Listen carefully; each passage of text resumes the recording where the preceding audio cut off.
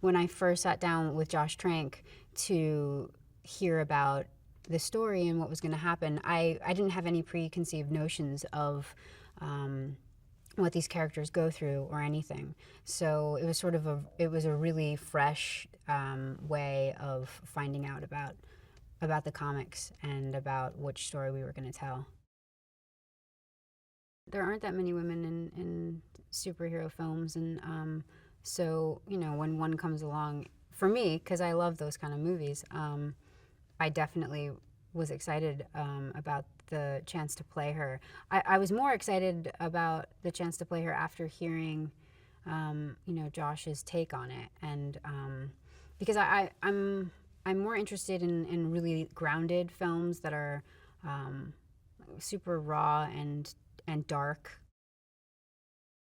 I was interested in being a part of something that was very new, and it was a very different take on it, and knowing that I would be playing Sue before she had her powers, and showing the really human side of her, and then playing the aftermath of the big accident that happens that gives her her powers, and finding that sort of struggle of not wanting to have the power and then attempting to embrace it. That's an interesting thing to play as an actor. Sue Storm was adopted by Dr. Storm, and when she was young, very young, from Kosovo, and she was a very gifted child. She has this pattern recognition gift, and is just very, very, very smart, and obviously is at Baxter, and works alongside her father, and they have a very close bond.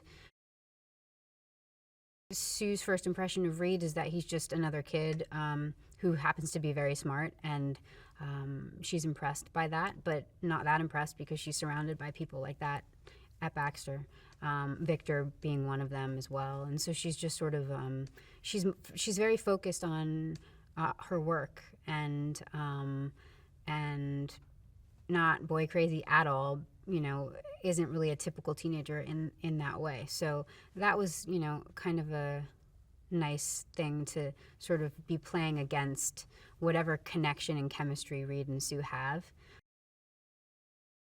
Having this thing that constantly happens to her that she can't control at first is terrifying, and completely devastating, and very isolating, and Sue is kind of an internal person to begin with. So the fact that she goes invisible is very specific, and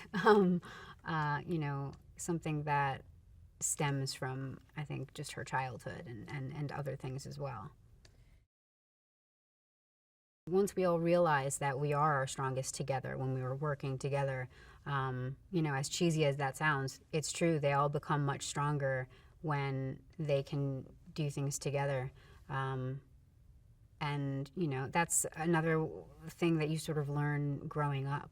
As a kid, you just those are like growing pains. It's throughout the film we sort of grow. We're forced to grow anyway through this accident. The film will be very different than what